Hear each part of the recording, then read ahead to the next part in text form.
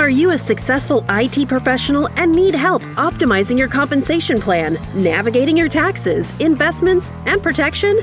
It's time to rewire and retire with Mike. Listen in as Mike gets you the answers you need to move forward. Now, on to the show with Mike. Hello and welcome to Rewire and Retire with Mike Guarino. Good morning, Mike. How are you? I'm well, Eric. How are you? I'm doing fantastic. Absolutely fantastic. It's always good to talk I thought to you. You were sick. Well, of course I'm sick, but I'm still fantastic. It's good. I'm glad to it's hear a state it. of mind, Mike. You've taught me that in all these podcasts. It's about the state of mind. It is. I'm it's about thinking positive. reprogramming your thinking. Yes. Good and, well, yeah, all good. I'll just say all good because that's what you programmed me to say. I paid you to say that. Either way. Speaking of paying me to say stuff, I have no idea what we're talking about today. What are we talking about? We have a 2-part mini-series today. Nice. Accumulation mode to distribution mode. And we're using big fancy words here. Yes, I agree. Accumulation and distribution, right? Those are pretty easy, though. Accumulating is getting, and distribution is, well, also getting, isn't it? As I think about it. Well, yeah, it depends on how you look at it, yeah. But, so it's going to be interesting, and we're going to tie it back to financial planning. And, just kind of like things I've learned with my friends, because we've talked about it. I'm 52, and a lot of my friends are slightly older or slightly younger than I am. And what I've noticed is a lot of them are starting to retire or getting laid off or whatever the case may be. For the ones that decide to retire on their own, meaning they didn't get laid off or something, like we look at certain things, and they're going to be the 5 things we talk about today, but we look at certain things to make sure they're ready to retire. So they've at least looked at this stuff at some point on their own with me or on their own and then bouncing it off of me, which I always do appreciate. So we're going to go into that today. We're going to get in the weeds on it. Okay, so this is part 1 of a 2-part series. And again, what are we covering today then? So accumulation mode, which is, well, I shouldn't say that. It's a combination accumulation distribution, but for everybody listening, focus on this is what you should do 5 years before you retire. 10 doesn't hurt, but 5 years is like that magic number. It's, we've made it through the marathon and we have that last 5K left. We have another 3.1 miles to go before we cross the finish line. So the important time, this is where the bread gets baked. So it's, what do they call that? The red zone or whatever. Everybody has a term for it, but we're within an arm's reach of retirement, and there's things that you need to look at. So we're going to talk about those 5 things. 5 things. All right. What's number 1? So as you would imagine, you want to estimate how much money you're going to need. So number 1 is estimating your monthly income in retirement we're talking about. And right now it might seem like it's less than you need or et cetera. But what we really want to know is, what do your expenses look like now? And guesstimating, what are your expenses going to look like 5 years from now? And depending on someone's age and when they had children, if they had children, when they got their mortgage, if they refinanced, a lot of things fall off the cliff as you're heading towards retirement. What I mean by that is a 30-year mortgage might be terminating soon. College expenses for your kids might be terminating soon. Social Security income might be turning on soon. So there's an ebb and flow of things happening in someone's financial life that really has an effect on how much income they're going to need. So, and those are the things that we kind of discovered together with clients. They're like, oh yeah, I forgot the mortgage ends in a year from now. So I'm not going to have that $1,000, $2,000, $3,000 a month going out, whatever their mortgage is. So they kind of forget that. So these are kind of the I's we dot, the T's we cross when we go down this checklist. So there's a lot of moving parts to it, but the big ones are college payments are probably sunsetting.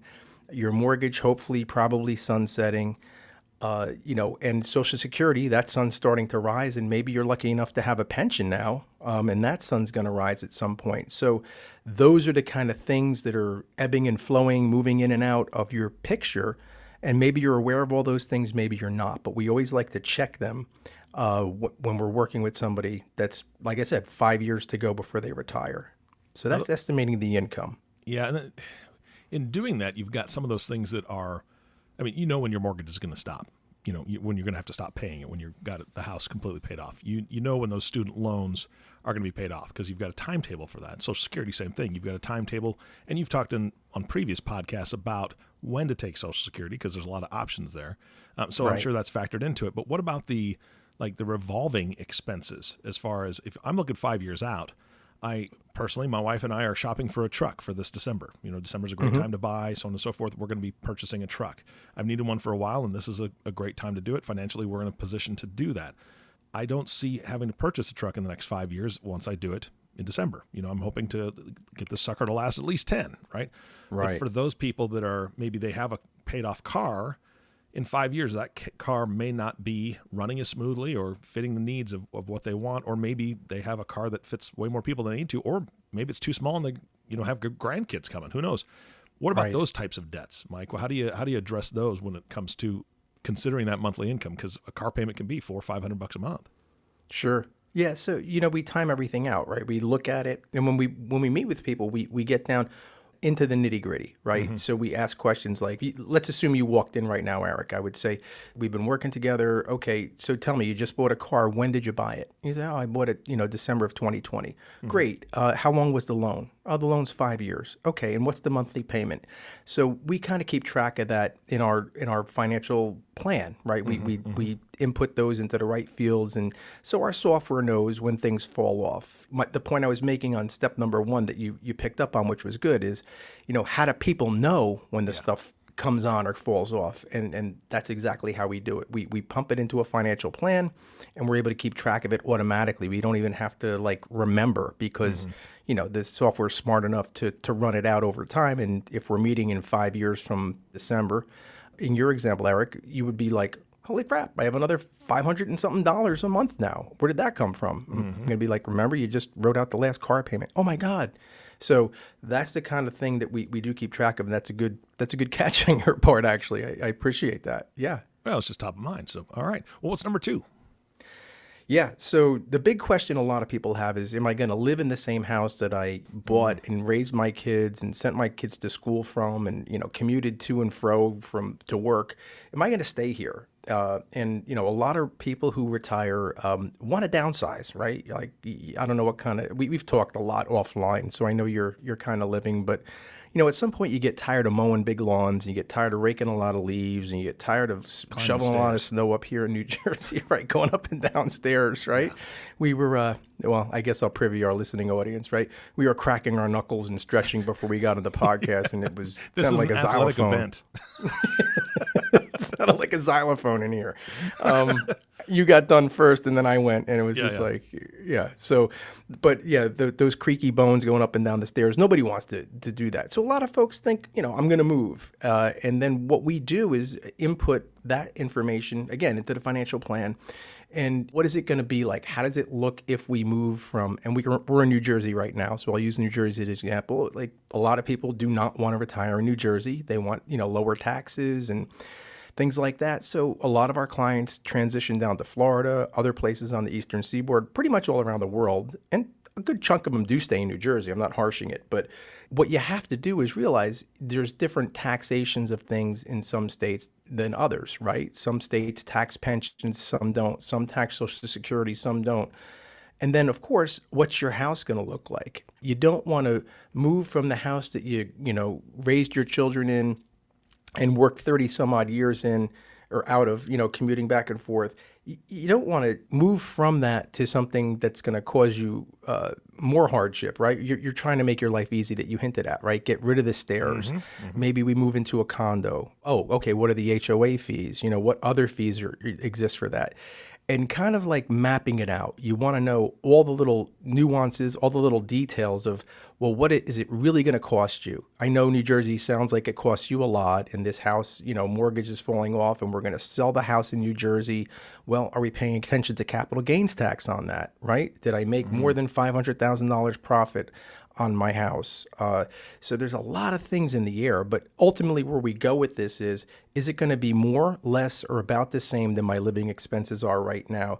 Did I downsize? Am I saving money? Is it a break even? Is it costing me more?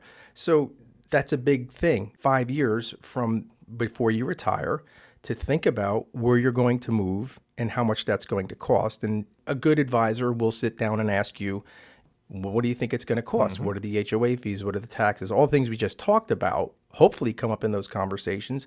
We bring them up with our clients here. And that's really one of the biggest things is where are you going to live when you retire? Yeah, absolutely. It's a lot to consider. Yeah. Yep. And point three, right? The other thing we just kind of hinted at is, you got to think about debt and taxes, right? So the third part in this, your 5 years from retirement checklist is think about your debt, think about your taxes. I just hung up with someone today. They will remain nameless. They just spent a fortune on their daughter's wedding.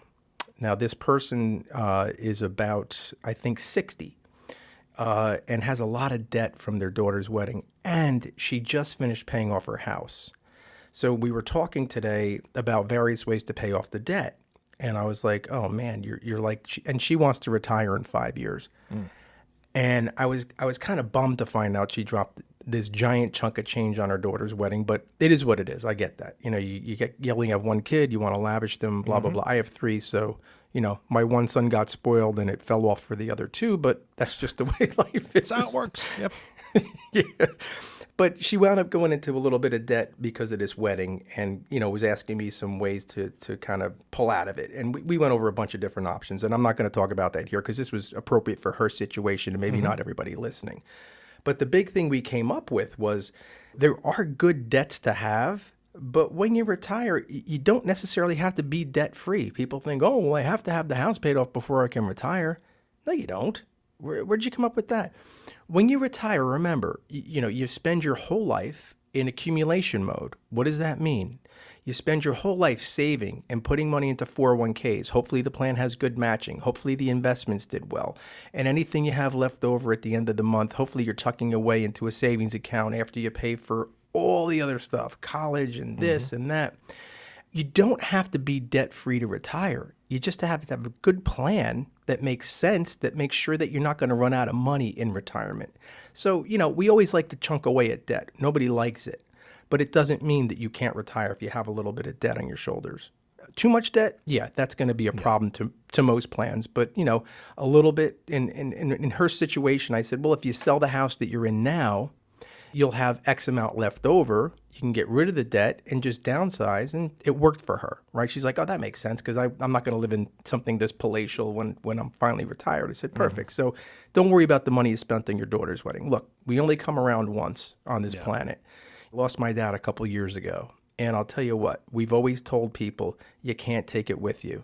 So we always try to enhance people's lives while they're here. I'm not going to harsh somebody for paying for their daughter's wedding. It was quite an event. I got a video of it, everything. They sent us the pictures. It was amazing. And I didn't want her to sweat the debt part of it. So that's important. People think I have to be debt-free to retire. Not true. Yeah. No, that's a beautiful picture, man. All right. What's number 4? Yeah, the big one. This is the moving target in retirement. Health costs, right? Health care costs. How much is it going to be? When do I become eligible for Medicare? Will it provide enough coverage? Do I need a supplement policy? These are all the ads that are on TV right now. Have you noticed? I've gotten about 20 phone calls in the past 2 weeks about supplements, and I'm not even old enough for this stuff yet, so I don't know why I'm getting it. But maybe they heard my creaky joints and assume 65. There you go. But going back to that, Eric, the healthcare costs are important. And I'll just give you an example. So, because I've been working right in this zone of people's age. So Social Security, for most people, the earliest start age is 62 years old. And then Medicare doesn't kick in until 65. And some people are retiring or getting laid off and deciding they're done. They don't want to go back to work, retiring around 60. So I just did this with a couple this week. I said, look, you've done a great job saving. You've done a great job in accumulation mode, tucking stuff away, saving, letting it grow. You've done a great job of that. But here's the thing. You want to retire at 60, and I'm here to tell you that you can. But here's the one thing you don't realize. You have to cover your own health care benefits. If both of you are going to retire as a husband and wife, no kids, and they're working together, they've been dual income, no kids for a long, long time, saved a lot of assets, have done very well for themselves, but now they want to retire at 60. you got 5 years to go to pump out the benefits on your own before you can get on Medicare. The problem is it's really expensive to do that. And I showed them. And they're like, oh my God, what do we do? And I go, well, you can get a part-time job that has benefits if you can find one. You can continue to work longer than you wanted to. So the healthcare I find is a big concern for a lot of people, if not most people, when they're ready to retire or considering it. And the nice part is this couple had the luxury to retire at 60, both, but once I revealed the healthcare cost to them, it was it was just about, I think, $100,000 when I added it all up for them. They were shocked that it was going to cost them that much. So What did we learn from that? They're going to work a little bit longer to defer that expense. And even if they work 1 or 2 years longer, it makes your plan a lot better because you don't have to take those expenses right away when you retire. Mm-hmm. Yeah, again, a lot to consider, and that's why people need to be reaching out to you because these are the things you ask. You check off the boxes. So what's number 5? Imagine what your ideal retirement would look like is number 5. All right. And the reason we ask people to do that is you'd be surprised, but husbands and wives talk to each other probably every day in a healthy relationship, right? Mm-hmm. So... But they talk to their advisor a few times a year, maybe once every quarter, once a month, whatever, right? And they are talking to each other. We're going to retire at, just make up a number. We're going to retire at 65. And they each know that he's going to go out and buy a fishing boat and run fishing charters off of Naples, Florida. Who knows? And they know that together, but I don't know that yet. Mm-hmm. And by the way, that boat could cost a heck of a lot of money, and the gas for the boat could cost a heck of a lot of money, and the amount you have to pay the marina to keep it in the slip can cost a lot of money. Insurance for the business could cost a lot of money. So you got to go over all of these things. And even though you might have like a goal or a picture of what retirement looks like, good advisors are going to ask those questions. Well, okay, what hobbies do you have? Okay, do you have the equipment for those hobbies now? No, we have to go out and buy a horse farm, or we have to go out and buy a boat. Oh my God, how much is that going to cost? What are the carrying costs associated with that? So what you never want to do is make assumptions for people. You always want to have the conversation with people. What is it going to cost? What does it look like? And peel that onion, just keep going, because a lot of times you find people want to retire early or can just retire. They're on the bubble. Their plan says it's decent, and they assume that they can go hobby all the time. Yeah, you can, but we have to know how much that costs, because if you don't guesstimate or estimate the cost correctly, you can wind up in a lot of trouble. So Eric, like the phases of retirement, like when people hang it up and they're done retiring, there's 3 phases. There's the go-go years, mm-hmm. where, you're going to visit my kids, going to visit my friends, going on cruises, going to Europe for vacation. And then there's the slow-go years. You and I might be there ahead of everybody else. The creaky bones, the no stairs, right? You start slowing down. You're like, you got your yayas out in the go-go years. So now you're in the slow-go years, mm-hmm. where you're not doing as much. And, your energy might not be as high. Well, that's where the kids come and visit me instead of me going visiting them. Right. I'll just sit here. You come to me. Well, there you go. There's your slow-go years, right? Yeah. And then, of course, the third stage of that is the no-go years. And we all know what that means. You're not getting around a lot. It's probably, unfortunately, I hate to say it, end of life, and mm-hmm. you're really winding down. And it could very well be a burden financially to someone else if you don't have the right assets and right planning in place. So nobody ever wants to be in that spot, mm-hmm. let's face it. But reality is, you do have that as the third phase of retirement. Go, slow-go, no-go. You got to do your best job while you're here to enjoy life. The assets don't mean anything if you don't get to enjoy them. But the worst conversation I, as an advisor and planner, can have with anybody is, hey, you didn't save enough, you retired too early, you're going to run out of money, and you're going to be a financial burden to somebody. I hate having those conversations, and we do everything we can in our power to avoid that. And there's a lot of alternatives. I'm not here to scare anybody. There's a lot of alternatives if you're in a situation where you see that happening. But my point is simply this. We are all going to pass away one day. We can't control that. That's just a contract we had since we were born. What we can control is our actions. And what I can't echo enough is I want people to have enough assets on the table that they don't have to worry about a darn thing in retirement other than how much am I going to give to my kids, my grandkids, etc. And again, like I told you about my dad, we always encourage people, you can't take it with you. Enjoy life while you're here. So let's end on a happy note, Eric, right? Let's enjoy life. Let's not live beyond our means. Let's do good planning. Let's enjoy those go-go years and make sure we can afford it. That's simply it. So a good plan and a good advisor can get you there. I'd be more than happy to work with you if this is of interest to you, the listening audience out there. If you want to get together with me and just start looking out 5 years, what retirement could look like, be more than willing to have that conversation with you. Yeah, absolutely. Speaking of ending on a good note, I know we've got one last thing, which is just your gaze into your crystal ball. This is always fun. Ooh. Are you ready? Always ready. All right, well, take a look and tell me what you think. Oh, this is an easy one. I see part 2 of this podcast. It's finally right. I think it's just about 100% right on this one. There is going to be a We part went 2. through a couple. We went through a few of the crystal balls and 8 balls, and it just and meatballs and everything else. So, hey, watch it. I'm Italian. hey, I love that about you, bro. Come on. Yeah. No, it's all good. It's all good. But I see part 2 to this, which is distribution phase, right? So just to sum it up, accumulation phase is putting assets away, saving, growing those assets, investing, blah, blah, blah. That's accumulation, right? At some point, you hang it up and you retire, like we talked about earlier, and now you're ready to go into what's called distribution mode. And we have a whole different plan for that. We're going to tip our hand on our next podcast of what distribution mode looks like and how we handle that here at Guarino Wealth Management. Sounds fantastic. Mark, thank you so much for your time today. Oh, my pleasure. And the last thank you, of course, goes to you, listening audience. Thank you for tuning in and listening to the Rewire and Retire podcast with Mike Guarino.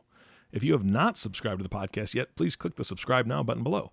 This way, when Mike comes out with a new podcast, it'll show up directly on your listening device. This makes it much easier to share these podcasts with your friends and family. Again, thank you so much for listening today. For everyone at Guarino Wealth Management, this is Eric Johnson reminding you to live your best day every day. And we'll see you next time. Thank you for joining us on the Rewire and Retire podcast. If you want to learn more about how we can help troubleshoot your financial and retirement strategies, click the subscribe button below to be notified when new episodes become available. The information covered and posted represents the views and opinions of the guest and does not necessarily represent the views or opinions of Guarino Wealth Management. The content has been made available for informational and educational purposes only. The content is not intended to be a substitute for professional investing advice. Investing involves risk, including loss of principal. There is no guarantee that a diversified portfolio will enhance overall returns or outperform a non-diversified portfolio. Diversification does not protect against market risk. Always seek the advice of your financial advisor or other qualified financial service provider with any questions you may have regarding your investment planning. Securities and advisory services offered through LPL Financial, a registered investment advisor. Member FINRA/SIPC. This information is not intended to be a substitute for individualized legal advice. Please consult your legal advisor regarding your specific situation.